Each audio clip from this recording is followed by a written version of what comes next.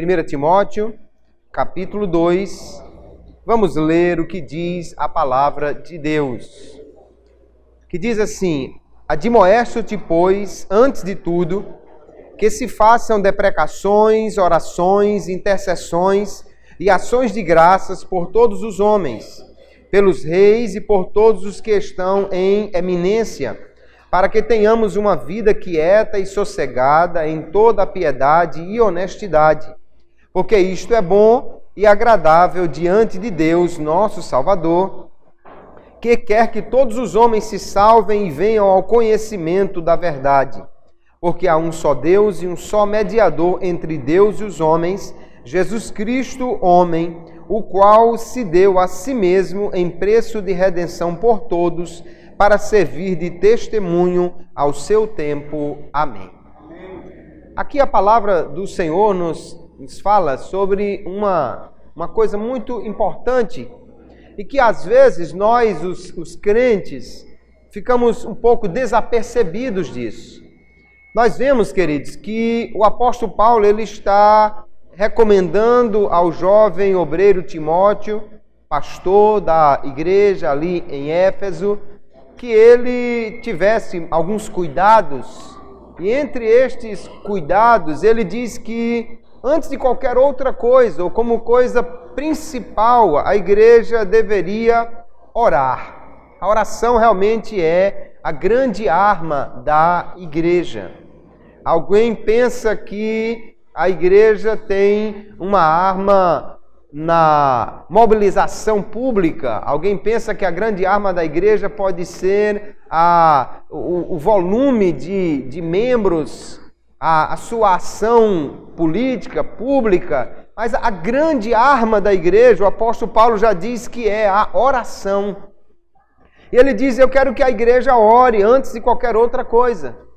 E que ore fazendo pedidos, súplicas, intercessões, ações de graça. Ele diz que a igreja deve orar por todos os homens.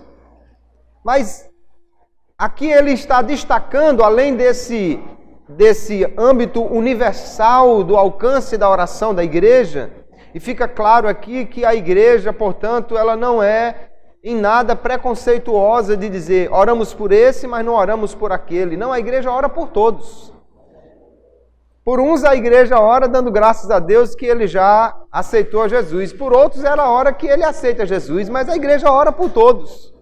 A igreja não discrimina ninguém.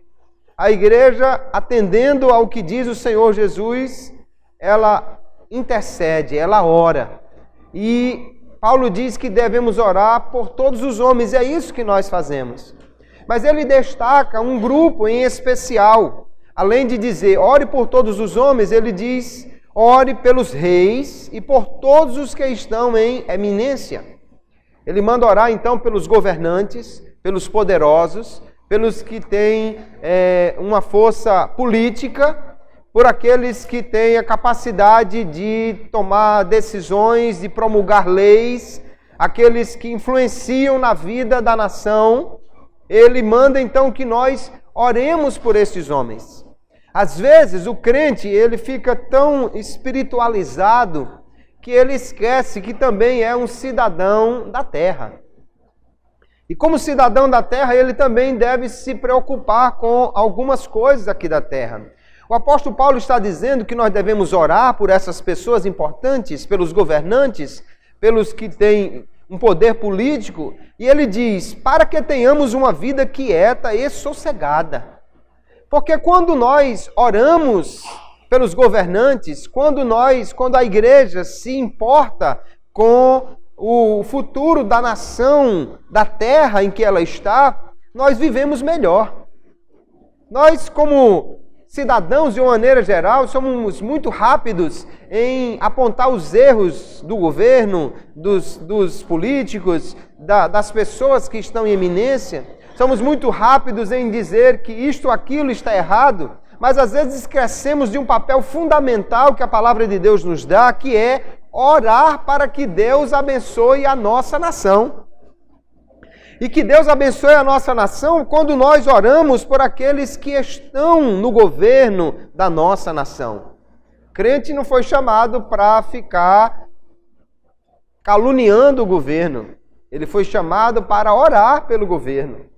Orar pelas pessoas que estão em eminência, para que tenhamos uma vida quieta.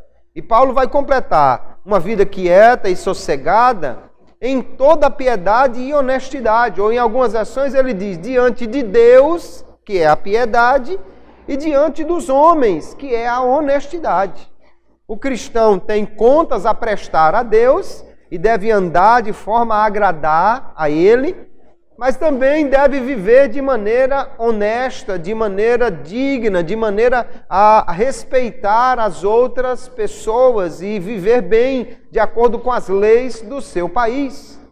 Então o apóstolo Paulo está falando aqui sobre a necessidade que a igreja tem de usar a sua maior arma, que é a oração, mas a mesma necessidade que ela tem de importar-se com a vida aqui nesta terra, para que você tenha uma vida boa. E Deus quer que você tenha uma vida boa.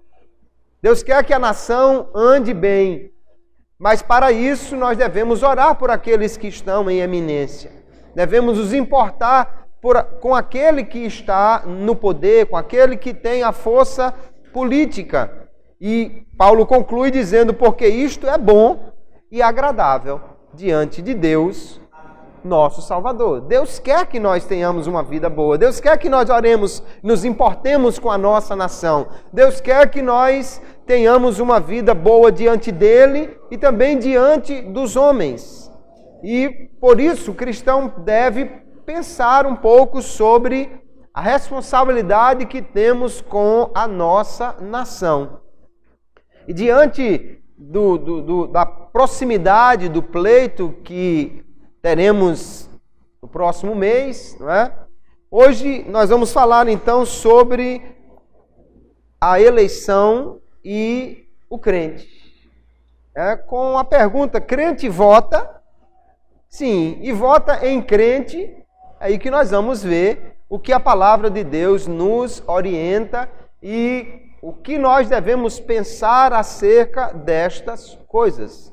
Vamos refletir sobre a importância da igreja se importar, sobre a necessidade que ela tem de se incluir na vida pública, não para agir como se fosse uma força política, mas principalmente para agir como cidadãos que querem viver bem diante de Deus e dos homens, e diante de alguém que tem a responsabilidade diante de Deus, de orar e de trabalhar para que tenhamos uma vida quieta e sossegada. Primeiro vamos pensar um pouco sobre essa relação entre a igreja e a política. Para muitas pessoas, são duas coisas que não poderiam andar juntas.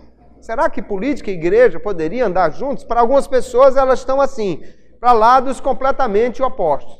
A igreja é para cá, a política é para cá. E, portanto, o crente não se envolve com política, a política não tem nada a ver com igreja, não tem nada a ver com crente. Nós temos que pensar um pouco, porque há duas questões distintas nesta relação. Quando falamos de igreja e política, estamos falando da igreja como instituição e da política partidária. E a igreja tem que ter o cuidado, porque o Estado, ele é laico, o Estado não é religioso. Então, eu não posso querer que o Estado ande de acordo com as regras da igreja. A igreja anda por regras que Deus estabeleceu. O Estado anda por regras que os homens estabeleceram e que muitas vezes não estão bem de acordo com as regras de Deus.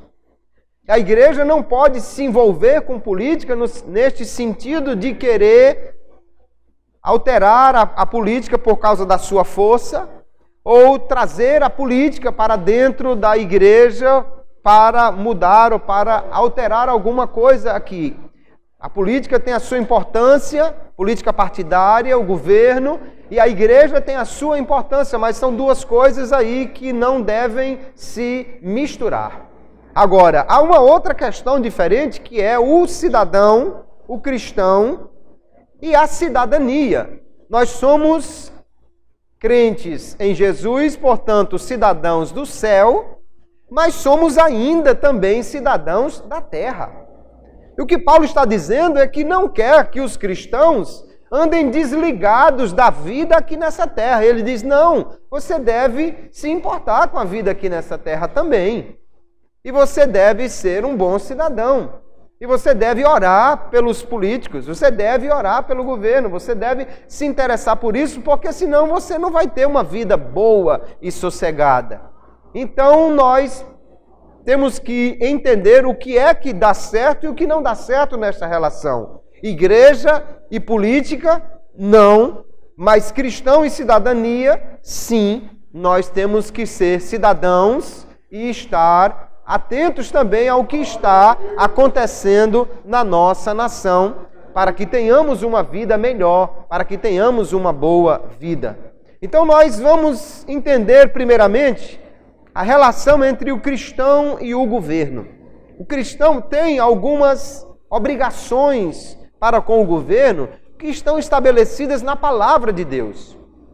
Alguns crentes parecem dizer, não, eu só sou cidadão do céu, eu só respondo a Deus, eu só vivo para o espiritual, mas não é bem assim, porque o seu CPF não é espiritual, a placa do seu carro não é espiritual, tudo isso faz parte da vida terrena e nós temos obrigações. A primeira coisa que a Bíblia mostra claramente aqui é que o cristão deve obedecer ao governo. Quando Paulo escreve a Tito, ele diz no capítulo 3, lembra-lhes, ele está falando dos homens, dos servos, que se sujeitem aos que governam, as autoridades, sejam obedientes, estejam prontos para toda boa obra. Paulo está dizendo então que o cristão deve obedecer às autoridades, deve sujeitar-se ao governo. Então, se o governo estabelece uma lei, nós devemos cumprir esta lei. Porque o apóstolo Paulo, quando escreve aos Romanos, capítulo 13, ele diz que todo homem deve estar sujeito à autoridade. E no verso 5 adiante, ele diz que nós devemos estar sujeitos não somente por causa do temor da punição, porque o governo tem dado por Deus, dada pelo Senhor, a autoridade para punir. Ele diz, mas também por dever de consciência. Não é só, eu vou passar ali devagarinho porque tem um radar. Eu vou parar porque tem uma câmera naquele semáforo. E ele diz, não, por causa do dever da consciência, você deve obedecer à autoridade. O cristão deve ser um cidadão melhor do que o não cristão. Porque ele está, por Deus mesmo, recomendado, orientado, instruído que deva obedecer à autoridade por causa da sua consciência. E ele diz, por esse motivo também pagais tributos, porque são ministros de Deus. Paulo diz que o governo, então, está como um ministro, como um servo de Deus, para punir o mal e para elogiar o bom. E ele diz, por isso, então, pagais o que lhe é devido. A quem tributo, tributo, a quem imposto, imposto, a quem respeito, respeito, a quem honra, honra. Às vezes esse versículo é mal interpretado e alguém diz assim, a quem honra, honra, mas o que ele está dizendo é, a quem é devida a honra, dê a honra. Dê o respeito, dê o imposto. E ele está falando então que nós devemos dar estas coisas às autoridades, porque isso é devido. Nós, portanto, como cristãos, devemos ser bons cidadãos e obedecer ao governo. Ainda o apóstolo Pedro corrobora com o que nos diz o apóstolo Paulo, dizendo, honrai a todos, amai a fraternidade, temei a Deus e honrai o rei. O cristão, portanto, não pode ser um anarquista, não deve viver querendo constantemente estabelecer a rebelião contra o governo, porque na realidade o governo foi estabelecido por Deus. Outra obrigação do cristão em relação ao governo, nós já vimos no texto que lemos, que é de orar pelo governo. E como eu disse a princípio, nós muitas vezes nos esquecemos disso. Somos tão rápidos em apontar as falhas do governo e às vezes esquecemos que nós temos a obrigação dada por Deus de orar para que o governo seja melhor, para que os homens governem melhor, para que Deus lhes dê sabedoria para eles serem bons governantes. A igreja deve orar por isso, pelos reis, pelos que se acham investidos de autoridade, para que tenhamos uma vida tranquila e mansa. A igreja também deve buscar o bem-estar da sua cidade. Cada cristão, cada cidadão deve trabalhar para que a sua cidade ande bem. O profeta Jeremias, escrevendo num contexto onde os judeus estavam sendo tirados da sua terra, estavam sendo deportados, levados para outro lugar, mas mesmo nessa situação difícil, o profeta Jeremias vai trazer uma palavra da parte de Deus, dizendo assim: procurai a paz da cidade para onde vos fiz transportar, e orai por ela ao Senhor, porque na sua paz vós tereis paz. Olha que coisa interessante, ele está aqui trazendo as mesmas recomendações que o apóstolo Paulo trouxe. Ele diz: vocês devem orar pela cidade para onde vocês vão, ou aonde quer que você esteja. Você já orou pela cidade de Natal hoje? Você já orou pela sua cidade hoje? Você já orou pelo lugar que você mora hoje? E aí o profeta aqui vai dizer: porque na sua paz vós tereis paz. Meu irmão, se a sua cidade estiver bem, você vai estar bem também. Se a sua cidade estiver melhor, você vai viver melhor. Se a sua cidade estiver com as ruas sem buracos, seu carro agradece, seu bolso também. Se a sua cidade estiver com os postos de saúde em dia, sua saúde agradece. Se a sua cidade estiver com uma segurança boa, você também vai agradecer, porque você vai viver melhor. Entenda que se você ora pela sua cidade, se você se interessa pelo bem-estar da sua cidade, isso reflete na sua vida. Você vai melhor se a sua cidade, se a sua nação, se o seu estado for melhor. Então o crente não pode simplesmente se desligar da vida material, porque ao trabalhar de alguma maneira para que a sua cidade melhore, para que a sua nação melhore, você também melhora. Então nós temos que exercer a nossa cidadania como cristãos, orando e também trabalhando para construir uma sociedade melhor, uma sociedade mais justa, mais solidária. E uma das formas de fazer isso é exatamente escolhendo as pessoas que irão nos representar, que irão estabelecer as leis da cidade, do estado, do país. É escolhendo pessoas que trabalhem bem para o bem comum, para toda a sociedade e que defendam causas nobres. Infelizmente, há pessoas que colocam representantes para atraírem poder para as suas causas. Como diz o ditado popular, puxar brasa para a sua sardinha. Né? Gente que coloca alguém lá só para ver se ele constrói leis que beneficiem especificamente aquele grupo. O cristão, na realidade, deve pensar no que é melhor para todo o povo, para a sua cidade, para a sua nação.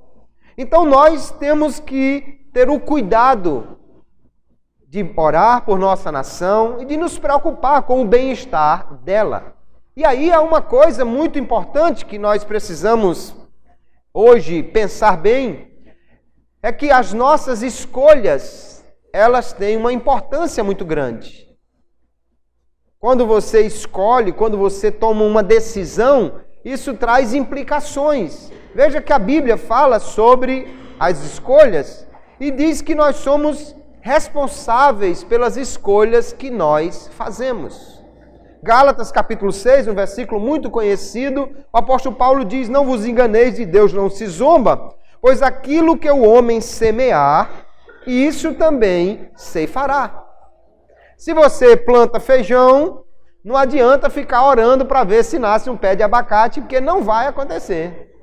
Não tem oração que dê jeito nisso aí, Por quê? Porque Deus não contraria a natureza das coisas que Ele estabeleceu. Quando Deus criou as plantas, disse, produza de acordo com a sua espécie. Então, se você planta milho, pode ir preparando para fazer canjica, pamonha, qualquer outra coisa. Agora, não pense em fazer abacatada, porque não vai dar certo.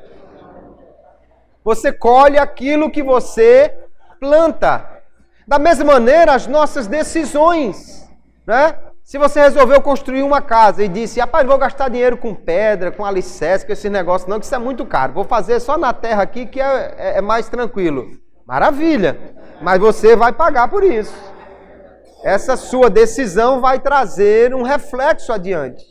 Da mesma maneira, se nós escolhemos esta ou aquela pessoa para governar a nossa nação, isso trará consequências. Se você planta, você colhe.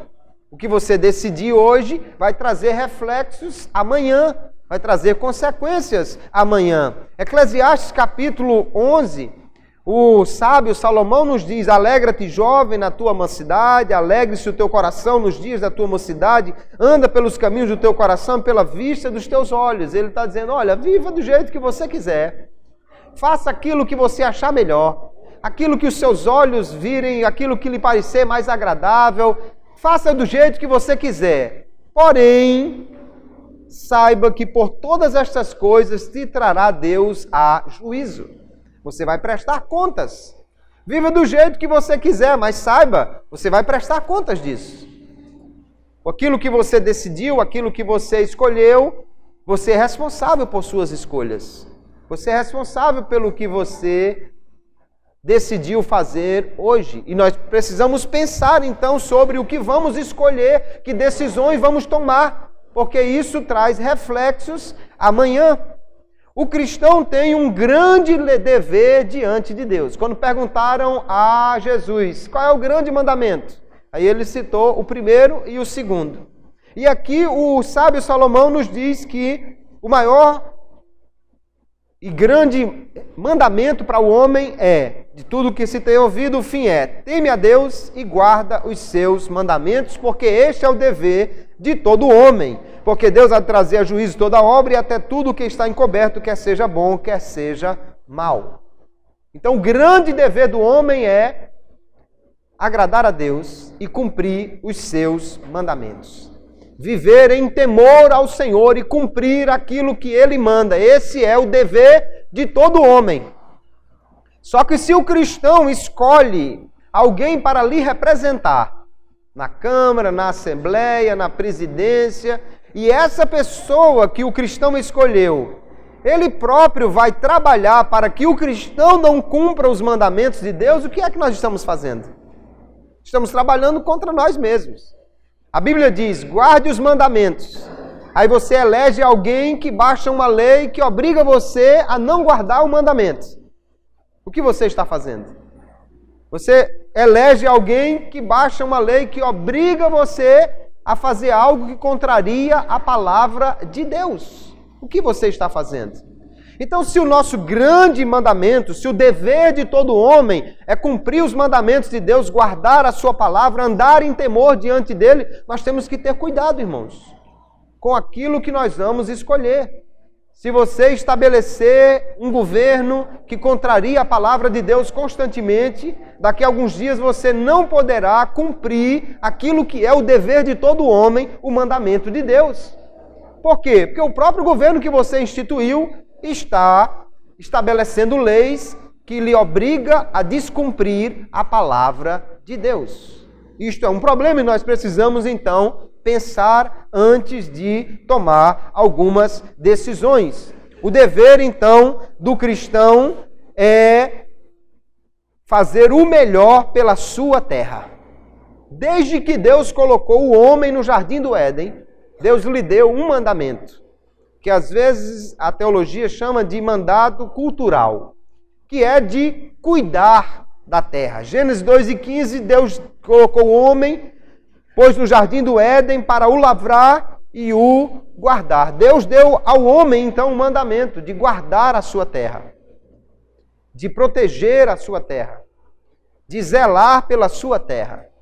E uma das maneiras que nós fazemos isso, então, é escolhendo bem os governantes, os representantes, também acompanhar aqueles que foram eleitos, cobrar deles uma postura de acordo com a confiança que foi depositada neles. Nós percebemos então aqui, queridos, que a Bíblia manda que nós nos importemos com a nossa cidade, com a nossa nação. Que nós oremos por ela, para que ela vá bem. E que as nossas escolhas têm um grande poder. Se você escolhe errado, você vai colher coisas erradas pela plantação que você fez, pela escolha que você fez.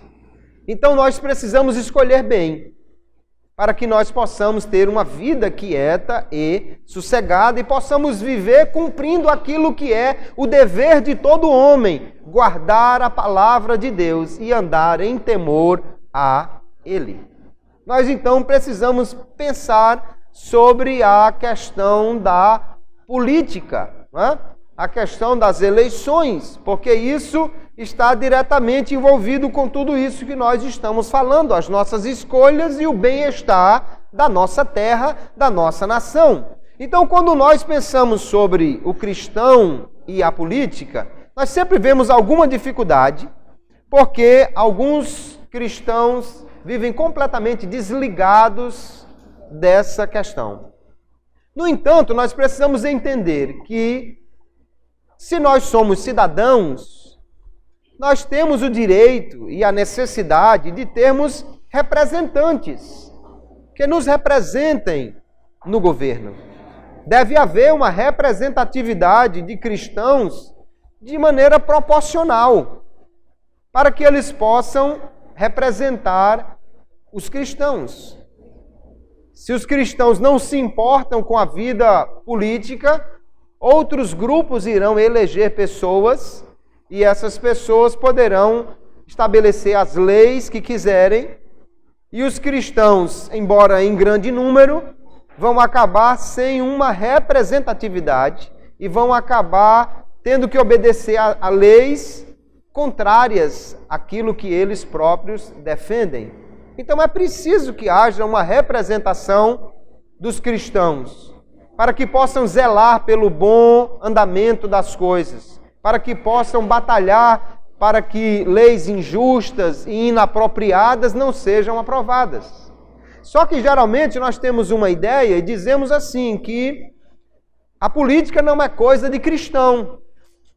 Porque dizemos assim, quem se envolve com a política sempre vai se corromper.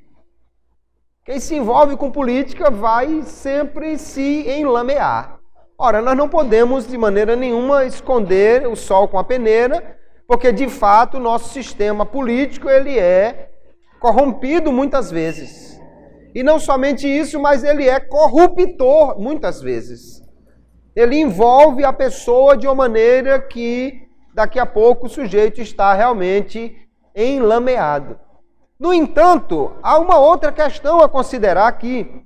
Se alguém se deixa contaminar pela corrupção na política, ele também poderia se contaminar em qualquer outro ambiente, porque a política não é o único ambiente onde há problemas, onde há corrupção, onde há falcatruas, desvios, onde há pessoas interessadas apenas no seu bem-estar e no seu bolso do que no bem-estar dos outros. Então, há sim a possibilidade de um cristão ser político, ou ter uma vida política, uma vida pública, e ainda continuar sendo cristão. E o grande exemplo que nós temos na Bíblia Sagrada é exatamente do profeta Daniel. O profeta Daniel, ele não foi sacerdote, ele não foi o pastor de uma igreja, ele na realidade não tem nenhuma função eclesiástica, ele era profeta porque recebia a mensagem de Deus. Mas ele nunca foi sacerdote, até porque ele viveu numa época que Israel estava fora da sua terra e que, portanto, não estava cumprindo os sacrifícios e tudo mais. Mas ele era um político. Esse homem foi o primeiro-ministro e ele era tão capacitado por Deus que ele foi o primeiro-ministro em pelo menos 4 governos diferentes. Num país como o nosso, você tem um partido que está comandando o país, atualmente um partido de esquerda, antes dele teve um partido de direita, e eles vão se sucedendo assim. E, infelizmente, às vezes acontece o quê? Quando alguém substitui um outro que não era do seu mesmo partido, trata de desfazer o que ele fez, né? Então aqueles cargos de confiança já são dados a outras pessoas, às vezes até algumas obras públicas são mudadas ou abandonadas, enfim, tem toda essa problemática aí. Mas no caso de Daniel, não era só o partido que mudou. No caso de Daniel, mudou a nação que dominava o ambiente. Ele começou como um político no reino da Babilônia. Depois da Babilônia foi tomada pelo Império Medo-Persa e ele continuou sendo o primeiro-ministro naquela situação. Veja então que ele era alguém muito capacitado, que serviu a governos da Babilônia e a governos do Império Medo-Persa. Era um homem que tinha uma vida pública, que estava em eminência, que tinha poder e autoridade sobre muitas pessoas. Mas o que chama a atenção na vida de Daniel é porque no capítulo 6 diz assim: então, o mesmo Daniel se distinguiu desses príncipes e presidentes, ele estava entre eles, era um dos principais, porque nele havia um espírito excelente. Aqui está a diferença de Daniel. O problema ou a questão é exatamente o espírito que estava nele. Se o sujeito vai para a política e o espírito que está nele é de se dar bem na vida, é uma coisa. Mas se o espírito que está nele é servir a Deus naquele lugar, é outra coisa completamente diferente. E aí ele diz, porque nele havia um espírito excelente. E o rei pensava constituí-lo sobre todo o reino. O rei já estava pensando em colocar Daniel como o 01, como o cabeça, como o manda-chuva, o primeiro-ministro aqui. Então, os príncipes e os presidentes procuraram achar ocasião contra Daniel a respeito do reino. Em todo lugar a política é complicada, meu irmão. Isso não é de agora, não. Isso já vem de muito tempo. E aí diz, mas não podiam achar ocasião ou culpa alguma. Por quê? Porque ele era fiel e não se achava nele nenhum vício nem culpa. Ah, se isso pudesse ser dito de todos os políticos cristãos desta nação. Se pudesse isso ser dito de todos os políticos crentes desta nação. Daniel era um alto designatário do governo, era um servidor público de altíssima classe, era um homem de vida pública muito destacado. Mas quando fizeram as CPIs contra ele, não encontraram nada. Não encontraram nada. E disseram assim, se a gente quiser encontrar alguma coisa contra este homem, vamos ter que procurar na lei do Deus dele. Porque aqui na política, ele tem as mãos limpas, os pés limpos, a cabeça limpa, o sujeito era todo limpo. Não havia nada contra ele. Agora, o que é que marca a vida de Daniel, irmãos? O que marca a vida de Daniel é porque ele não era simplesmente um servidor do governo.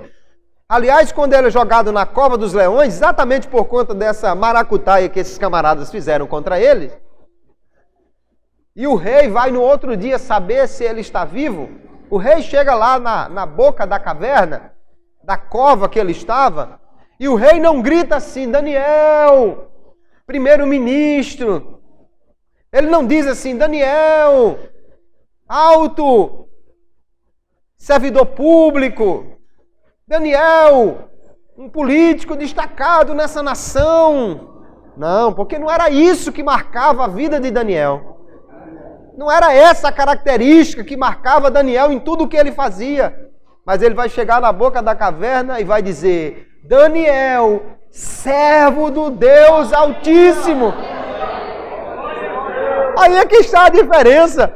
Ele era político, mas ele era servo do Deus Altíssimo. Ele servia ao governo, mas era servo do Deus Altíssimo. Ele estava lá no meio deles, dos presidentes, dos políticos, dos principais, dos homens que tinham poder. Mas ele estava ali como servo do Deus Altíssimo.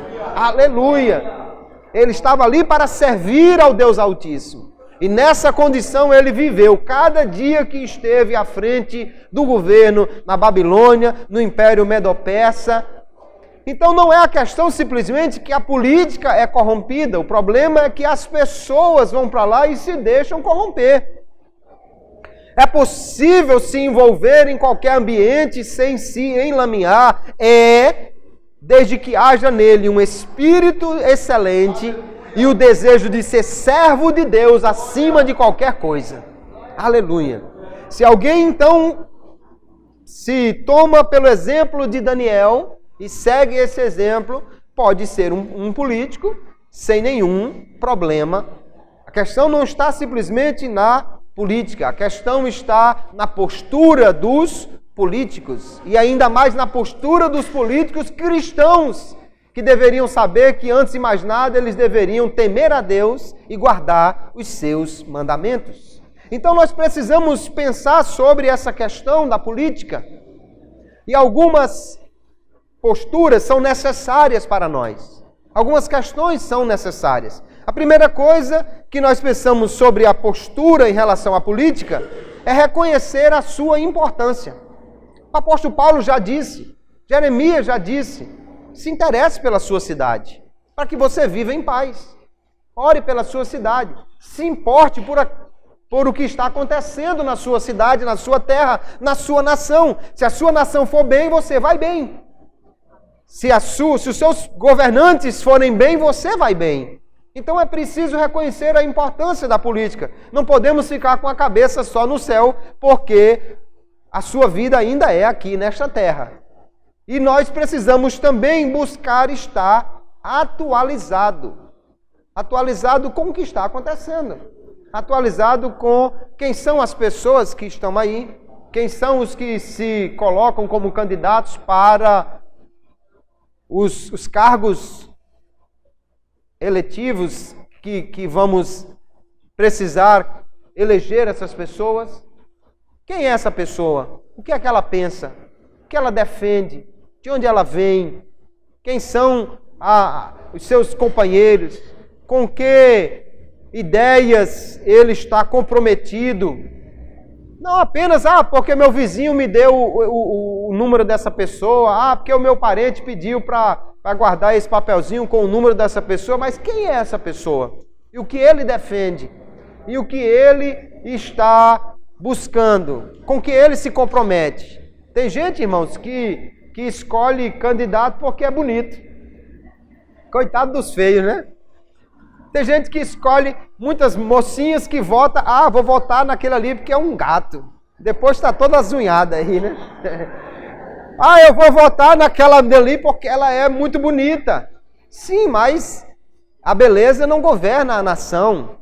Nós precisamos saber quem são as pessoas, saber o que está acontecendo, saber que rumos está tomando a nação, para que nós possamos, então, pensar bem e escolher bem e agir bem para o bem da nossa nação. A outra coisa é que nós devemos buscar o melhor possível para todos. O cristão, irmãos, não pode escolher os seus governantes apenas pensando em si próprio. Eu vou botar aquele camarada lá porque ele vai cuidar da evangelização. A evangelização é o papel da igreja, não é do governo. Eu vou eleger aquele camarada porque ele prometeu que vai asfaltar a minha rua. Sim, mas será que vai asfaltar o restante da cidade ou só a sua rua? Não, eu vou votar nele porque ele vai baixar uma lei para melhorar a minha profissão. E as outras? Será que ele também não está preocupado com os outros? O cristão, o evangélico, o crente não pode colocar pessoas no governo pensando apenas em si próprio, mas pensando no bem-estar de todos. De todos. Existem muitos homens, infelizmente, que vivem na impiedade. Mas eles também têm necessidades. Eles também são pessoas que têm que o governo se preocupar com eles também. Nós não podemos pensar apenas em nós, nem pensar apenas nos que vivem no mesmo padrão que nós vivemos. Jesus mandou orar pelos inimigos. Jesus mandou dar a comida para ele, ainda que ele tenha fome. Ah, mas ele é meu inimigo. Pode até ser inimigo, pode ser até que ele queira o meu mal, mas Jesus mandou que eu desse comida se ele estivesse com fome. Então o governo não pode se preocupar apenas com os evangélicos. Eu não vou eleger alguém que está pensando só em mim, eu tenho que eleger alguém que esteja pensando em todos. E devemos acompanhar aqueles que foram eleitos. Aliás, você sabe em quem você votou na última eleição? Tem gente que não lembra nem quem votou. Deixa eu ver, meu Deus, se não lembra nem quem foi, imagine se está acompanhando. Porque ele fez promessas. Ele se comprometeu, ele disse que ia fazer isso ou fazer aquilo. E tem gente, infelizmente, que se compromete só na hora do palanque. Depois que ele desce do palanque, já acabou-se o compromisso. Ele faz promessas que ele já sabe que não vai cumprir. E sabe o que é pior? Tem gente que no meio do caminho abandona e vai fazer outra coisa. Mas ele não assumiu um compromisso? Então nós precisamos acompanhar, saber se ele realmente cumpriu aquilo que ele disse que ia fazer, se ele realmente está cumprindo as suas promessas. Porque do contrário nós vamos estar elegendo infiéis, colocando pessoas que se comprometem e não cumprem, e nem descobrimos que fomos passados para trás porque sequer acompanhamos aquilo que eles estão fazendo. Nós precisamos nos preocupar com isso. Agora, algumas posturas completamente inadequadas, que o cristão tem que ter cuidado com o que vai fazer com o seu voto. O voto é uma escolha, é uma decisão, é também uma semente. Você vai colher aquilo que você plantar. E aí tem algumas coisas que nós não podemos fazer. Por exemplo, nós não podemos votar errado por não conhecer. A desinformação. Não. Tem gente que no dia da eleição ainda está procurando. Chega, diz aí um número aí. Chega, me arruma um papel aí. Me dê um santinho de alguém. E o pior é que às vezes, em vez de um santinho, vem um diabinho para ele votar, né? Não vote em qualquer um. Nem escolha simplesmente assim um número aleatório. Se informe quem é a pessoa, o que ele defende, o que ele promete, com o que ele está comprometido. Porque a vida da sua cidade, da sua nação, da sua terra, está diretamente ligada a isso. E Paulo quer que nós oremos para que tenhamos uma vida sossegada. Jeremias diz que nós devemos buscar a paz. Paz ali não é apenas a ausência de violência. A palavra paz, que é shalom no hebraico, significa bem-estar geral, prosperidade, ou seja, o melhor para a nossa cidade, para nosso estado, para a nossa nação. E para isso, então, precisamos conhecer. Outro problema, aí já é o outro extremo. Enquanto tem gente que não sabe nem quem vai votar e também não está nem um pouco preocupado em descobrir, tem outro que vive e morre por causa disso. Que é capaz de criar uma inimizade se a cor dele é verde e a do outro for vermelho, o negócio já complicou, embora que agora está tudo misturado, né? Mas tem gente que leva a ferro e a fogo a situação. Se o vizinho votar num diferente, pronto, já acabou-se a amizade. Se o irmão inventar de falar do outro depois do culto, já perdeu a amizade. Não, queridos, a política é importante, lógico, mas não pode estar acima de tudo. O mais importante é a nossa vida com Jesus, a nossa comunhão com o próximo. Ele tem direito a ter pensamento diferente do meu, como eu tenho o direito de ter um pensamento diferente dele. Eu acredito em alguém, ele acredita em outra pessoa. Nós não podemos colocar a política acima de tudo e viver brigando por isso. Infelizmente, tem locais por aí que a igreja, em ano de política, fica completamente dividida. Em ano de eleição, quase que se acaba. Depois, a fila de pedido de perdão é grande na Santa Ceia depois da eleição, por conta dessas dificuldades. Não. Preocupe-se, informe-se, mas não faça disso um cavalo de batalha. porque nós precisamos procurar viver em paz. Agora, a pior postura que o cristão não deve ter de maneira nenhuma é a barganha de votar em troca de benefícios.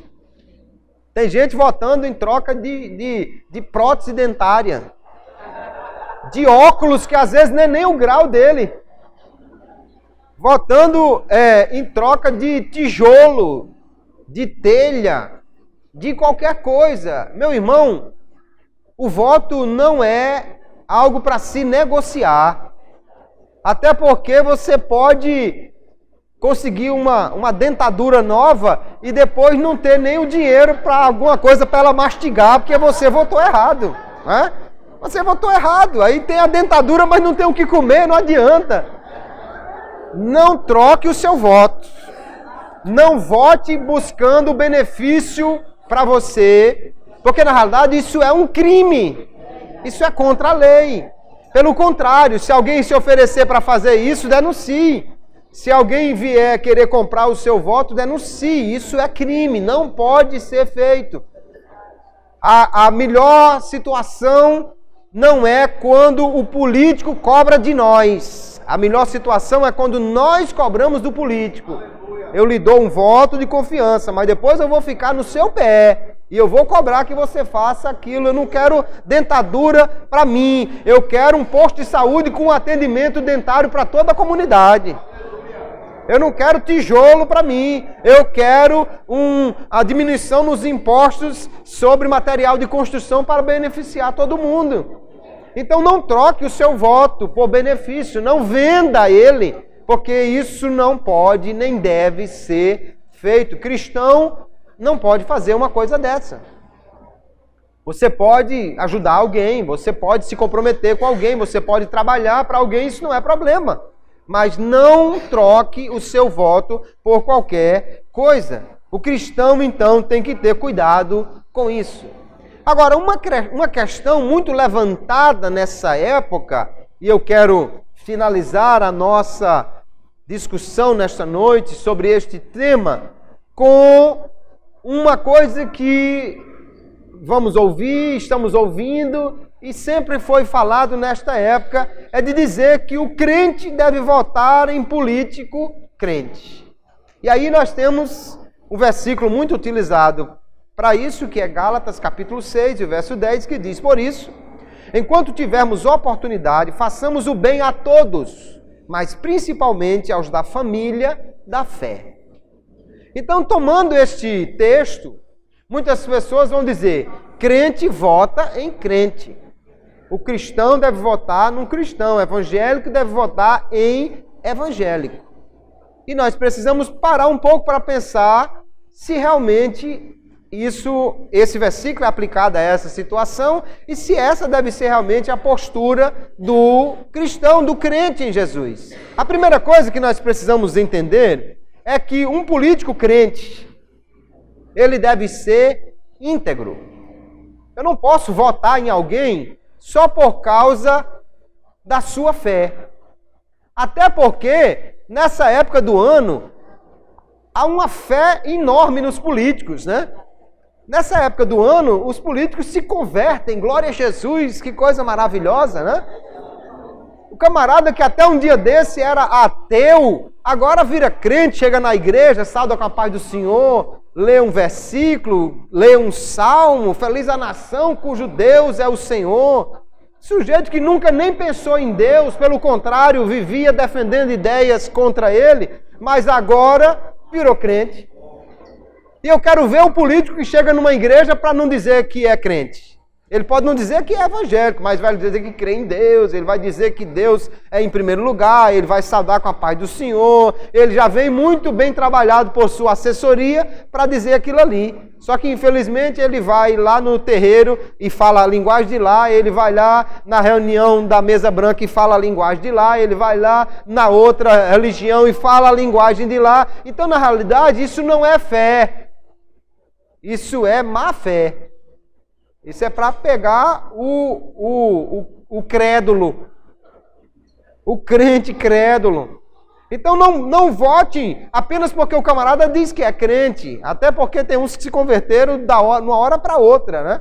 Apareceram por aí. Na realidade, o político crente, ele deve ser íntegro, acima de qualquer coisa. É crente? É candidato? Amém. Eu posso votar nele. Mas ele é ficha limpa?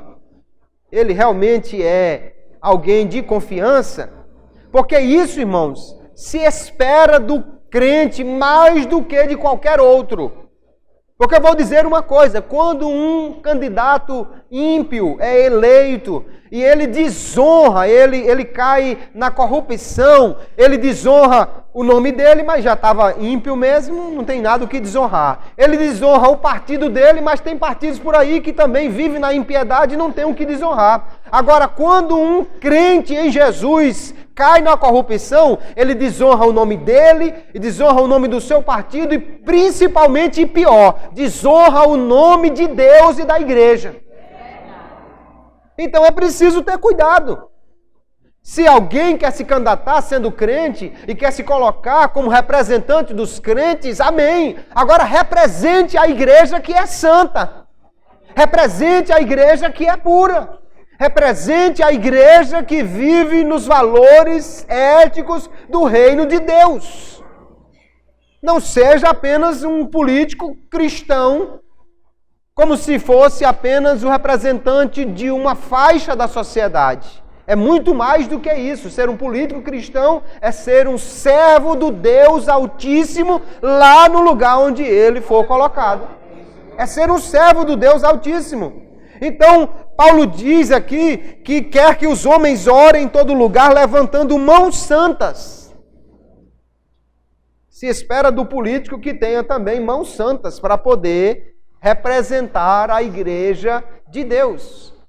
Não podemos simplesmente, porque é irmão, amém, mas vamos saber o irmão como é que anda, né? Outra coisa é que o cristão, ele deve escolher um político não só porque ele é crente, mas também porque ele é competente. De nada adianta botar um irmão para ficar o dia todinho cantando hino da harpa e orando lá no gabinete que ele não sabe fazer outra coisa, porque isso não vai resolver o problema do país. O político tem que ser um homem fiel, mas ele tem que ser também competente. Ele tem que ser alguém que trabalhe, que saiba fazer. E não só que trabalhe pelos crentes. Irmãos, o que nós precisamos não é de político que trabalhe pelos crentes apenas. Não queremos político que faça alguma coisa pelas igrejas, pelos templos apenas. Não queremos políticos que asfalte a rua em que tiver uma igreja. Não é isso que nós queremos. Nós precisamos de homens que tenham temor a Deus e que defendam as leis do país, para que não tenhamos amanhã que, por força de uma lei, descumprir um mandamento de Deus. O que nós precisamos é de homens comprometidos com a verdade do Evangelho, não que estejam apenas fazendo a campanha em torno da igreja ou querendo defender como um lobby a igreja, mas sim de pessoas comprometidas com o bem-estar geral. Porque quando um político crente, ele vota contra o aborto, ele não está defendendo só os filhos dos crentes, não, ele está defendendo todo bebê inocente que seria morto por uma desgraça dessa. Quando um político crente vota contra a eutanásia, ele está defendendo não só os velhinhos crentes, não, está defendendo todos os que se encontram numa situação dessa que poderiam ser deixados à míngua ou levados à morte por falta de tratamento público. E muitas outras questões que o tempo não nos permite tratar. Mas não basta ser crente. Tem que ser também alguém que você possa confiar, que seja íntegro, que seja competente para fazer aquilo que ele foi chamado para fazer. Então o cristão, queridos, ele tem que ter cuidados na hora de escolher. E aí algumas perguntas podem nos ajudar a escolher o candidato. Em primeiro lugar, é alguém que tem vocação política? Porque uma coisa que o apóstolo Paulo nos diz é que cada um fique naquilo que foi chamado. E aí eu acho interessante que o sujeito nunca se preocupou com direitos humanos, nunca se preocupou com o meio ambiente, nunca se preocupou com a vida da cidade, nunca fez nada, quando foi estudante não foi do DCE, nunca foi nem no clube de pais e mães, na associação do seu bairro, nada. E de repente é candidato. É candidato, mas vai defender o quê? Que não sabe nem o que fazer. É candidato, mas vai lutar pelo quê? Que nunca lutou por nada.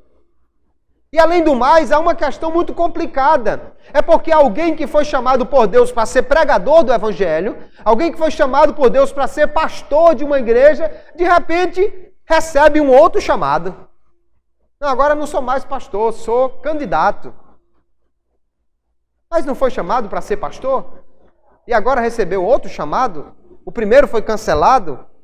Ou vai pastorear na Assembleia? Vai pastorear aonde? Daniel não era sacerdote. Se fosse, não deveria ser político. Porque tinha um chamado para trabalhar no sacerdócio. Eu creio que Deus chama crentes para todas as esferas da vida humana. Deus levanta uns para serem pastores. Deus levanta outros para serem defensores de causas nobres no governo. Deus levanta outros para trabalhar e ser um bom cidadão lá no seu trabalho. Deus levanta outros para serem juízes, advogados e representarem o nome de Deus naquele lugar. Então, tem vocação política essa pessoa? Já mostrou isso? Já se envolveu com outras causas? Ou caiu de paraquedas nessa situação? A segunda questão que eu tenho para pensar é alguém que tem preparo intelectual, sabedoria para isso? Porque, irmãos, eu já conversei com alguns candidatos que o camarada não sabia nem o endereço da Câmara onde ele estava se candidatando. Ele não sabia nem o que ia fazer. Ele não tinha nenhum projeto. Ele não tinha nada, ele não apresentava nada. Como é que eu vou eleger uma pessoa que não sabe nem o que é que ele vai defender, não sabe absolutamente de nada e que não tem preparo para isso? Precisamos ter um político ético? Sim. Precisamos eleger alguém que possa defender as causas nobres? Sim, mas alguém que saiba fazer isso. Alguém que seja inteligente, capacitado, alguém que tenha preparo intelectual para isso. Não basta só botar o sujeito na cadeira porque ele é desta ou daquela religião. É alguém que tem um caráter cristão. Já falamos sobre isso, mas vale a pena frisar. É um crente de uma vida reta, ilibada. É um homem ou uma mulher cumpridor das suas obrigações, dos seus compromissos. É um homem que anda de uma maneira exemplar na sociedade, como pai, como marido, ou é alguém que anda meio diferente por aí, mas agora eu quero eleger. Não, nós não precisamos de um representante qualquer. Nós precisamos de pessoas que realmente tenham um caráter cristão. É alguém capaz de vislumbrar soluções para os problemas do povo? É alguém que realmente sabe o que quer e vai chegar lá para fazer? Ou alguém que não sabe nem do que está tratando, em que está se metendo? Então, crente vota em crente é uma questão que nós precisamos pensar. Se esse crente é um homem sério ou uma mulher séria, se essa pessoa é inteligente, é capacitado, tem vocação política, tem realmente uma capacidade dada por Deus para fazer e sabe o que quer e o que vai fazer, então o crente pode votar nesse crente. Agora, se alguém que caiu de paraquedas na igreja, ou que está agora dizendo que é cristão, ou que não tem essas virtudes e essas qualidades, não basta votar nele apenas porque ele é da mesma religião. Nós temos que ter o cuidado. Então, o que nós devemos fazer? Nós devemos, em primeiro lugar, escolher os nossos representantes pelo caráter que eles têm. Devemos escolher os nossos representantes pela história da sua vida. É alguém que já vem comprometido com a causa nobre, pela luta que ele já vem antes mesmo de ser candidato. E não apenas pelo que ele está prometendo, muitas vezes de forma demagógica. Ah, não. O sujeito um dia desse era a favor do aborto, aí agora é contra. Um dia desse o sujeito era ateu, agora é cristão, que é uma beleza. Um dia desse o sujeito defendia uma causa que agora ele diz que é totalmente contra. Será que isso não é apenas promessa para pegar o eleitor crédulo? Ou ele realmente é comprometido com essa causa e com essa ideia? Que nós devemos, além de escolher os nossos representantes, fiscalizar os atos daqueles que foram eleitos. Acompanhar, fazer uma visitinha, entrar no site dele, procurar saber o que está fazendo, cobrar, mandar um e-mail para ver se realmente ele está sendo fiel àquilo que ele prometeu. E seguindo aquilo que o apóstolo Paulo nos recomenda no texto que lemos, devemos orar por aqueles que forem eleitos, para que sejam íntegros, fiéis e que possam cumprir bem o seu mandato. Não basta só ir lá no dia da eleição, nós precisamos também nos comprometer com a continuidade. E fazemos isso, inclusive, orando pelos governantes. Orando, irmãos, porque por mais que haja corrupção e interesses escusos, eu creio num Deus que muda corações, num Deus que estabelece o seu poder acima de qualquer autoridade humana. E a palavra de Deus diz que se o povo de Deus orar, ele vai agir. E a Bíblia diz que a oração feita por um justo pode muito em seus efeitos. Que nós possamos então pensar sobre estas questões. Não podemos deixar o futuro da nossa nação nas mãos de homens que têm princípios errados. Provérbios capítulo 28, verso 12, diz assim: quando os justos triunfam, há grande alegria, mas quando os ímpios sobem, os homens escondem-se. Não podemos simplesmente entregar a nação nas mãos de qualquer um. Precisamos saber se quem está lá ou quem pretende estar, ele está comprometido com causas nobres. Se ele vai nos ajudar a viver de acordo com os princípios de Deus.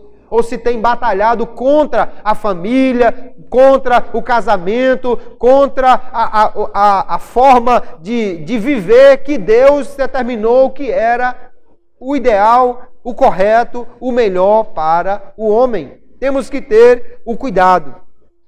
Calvino disse que a função da política é fazer que as leis dos homens se aproximem da lei de Deus.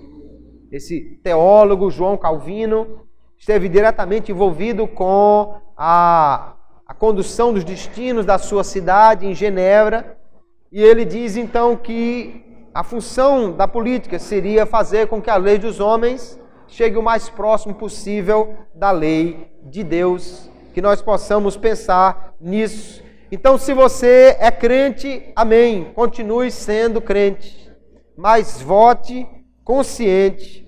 Vamos orar por nossa pátria, fazer a nossa parte na construção de uma sociedade na qual nós possamos servir a Deus. Não vamos construir uma sociedade onde amanhã não podemos seguir a nossa fé.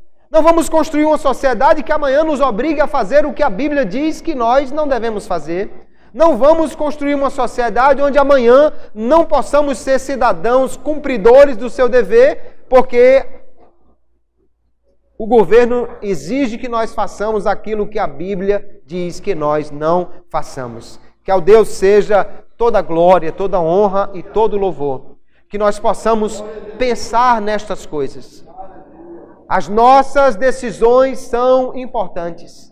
E a Bíblia manda que nós nos importemos com a nossa cidade, com a nossa nação. Devemos orar por ela. E devemos também eleger pessoas que possam fazer o melhor para todos e para a nossa nação. Pessoas comprometidas, fiéis. Você quer votar em alguém que é crente? Amém. Mas veja se além de crente, ele realmente é um servo de Deus. Se ele realmente é um homem ou uma mulher íntegra. Veja se realmente é alguém competente. Veja se realmente é alguém que está comprometido com os princípios e que vai trabalhar para que a nação, ou a cidade, ou o estado todo vivam em paz, para que possamos ter uma vida quieta e sossegada diante de Deus e diante dos homens. Amém, queridos? Vamos pensar nisso e fazer a nossa parte conforme a palavra de Deus nos orienta. Que Deus abençoe a todos, em nome de Jesus.